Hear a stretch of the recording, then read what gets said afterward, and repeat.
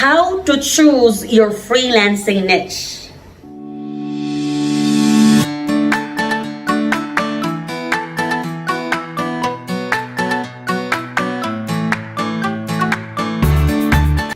Hi there, my name is Grace and I am the co-founder, owner, and creator of Filipino Virtual Assistants.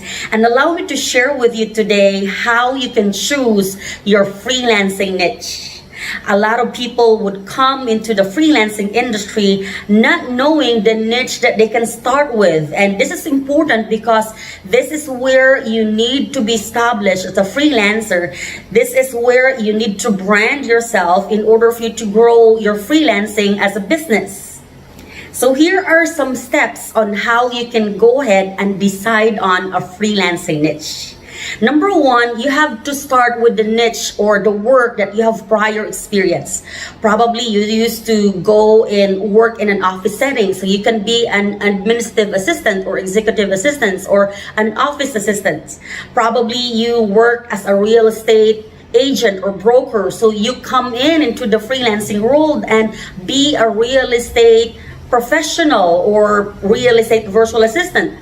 Probably you're an accountant or a bookkeeper or an accounting tech. So you can come in the online freelancing world and be an online bookkeeper or a financial manager or whatever it is that you'd like to highlight that you know the job. So you just want to transition from the offline, from the office setting into the online world.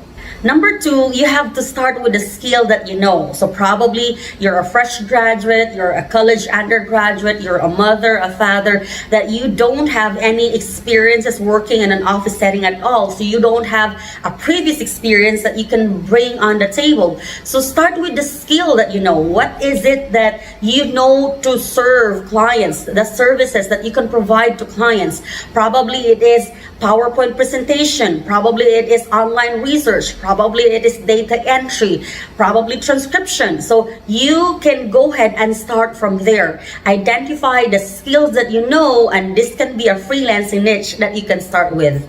Number three is the skill or the skills that you are going through in your training right now. So probably you are taking Filipino Virtual Assistants freelancing course, and in that course there is lead generation, email marketing, social media, SEO, Facebook ads. You can choose any of those skills that you feel like you're more geared or inclined into and choose that skill as your freelancing niche. So the number one is the skill that you have prior experience. Number two, the skill that you can render to clients right away because you know how it's being done. And number three, the skill that you are going through in your training right now that you can go through and learn how to be an expert of it. At the end of the month, it's something that you can already give to clients. Now, these are just the niches that you can start with. You can always rebrand or continue or grow from there.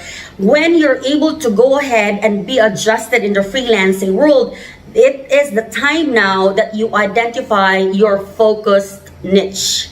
Now, for the number four niche, you need to go ahead and start with the skill that you can provide with good quality and expertise. So probably as a freelancer, probably as a graphics designer, probably as a video editor. So this is the niche that you know how to strategize, you know how to go ahead and render with full capacity, and you're going to be an asset to that company. So go and choose that niche, the niche that you're able to give to clients with your fullest potential. So that's number four. And the number five niche is the niche that you need to go ahead and be established, because the number one, two, and three are niches that you can start with, and those are the very niches probably that you can go ahead and be established. And number four, it's probably a season where you can go ahead and rebrand and focus on the niche that you can go ahead and master or serve.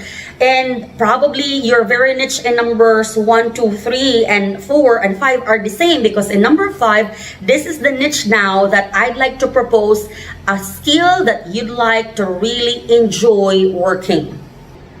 when you want to grow as a freelancer, you need to be providing services in the niche that you would blossom more. So probably it is social media, SEO, it is a real estate virtual assistance, project management, copywriting, whatever it may be. It should be a niche that at the end of the day, you're satisfied because you don't only know how to render that service, with the fullest potential and the fullest productivity, but you also enjoy while you're working on it. It's the niche that will bring out a lot of creativity in you, a lot of satisfaction in you, a lot of fulfillment in you. So you would feel rewarded and fulfilled at the end of the day. So even if it will take years and years and years, even if there are teammates and clients that would be a little challenging to handle with, you are blossoming in that niche because it's the niche or the skill that you really enjoy working. So again, number one, you can start with a niche that you know how to do from your previous experience. Number two, you can also start with a niche that you know right now because it's a skill that you can start with. Number three, it's a niche that you are learning in your online academy, in your lessons, in your courses. Number four, it's a niche that you know how to go and render to clients with your full capacity. And number five, it's a niche that you enjoy working. Your niche can just grow from 1 to the 5th. It can be all at the same niche. Probably in number 2, that's the time that you're going to go ahead and identify, and it can be grown or it can develop into the 5th type of niche, It's something that you know what to do and can give to clients, and eventually it's the 5th type of niche that you really enjoy. Or probably you'll reach number 4 and you would redo everything all over again because you have discovered that it's only your sub-services. It's not your main service, okay? Because you can provide a lot of services, you can provide SEO, web development, but you have to really focus on the niche that you would feel like you are rewarded and you are growing and you are developing and you're enjoying at the same time. Because you can be going into the niches which are very competitive and niches which are very high when it comes to the hourly rate and the project contracts. However, if you don't feel rewarded working on it, it's something that you won't enjoy. And at the end of the day, you would feel like it's toxic, it's stressful, and you don't like working again on the next day. So you can start with a niche that's very temporary or something that you can start with, but eventually as a freelancer, choose a niche that you can be established as a freelancer, and this niche should be something that you really enjoy working. That would be all for today. I hope this has been helpful in your freelancing growth. I will see you again on the next video. God bless you today.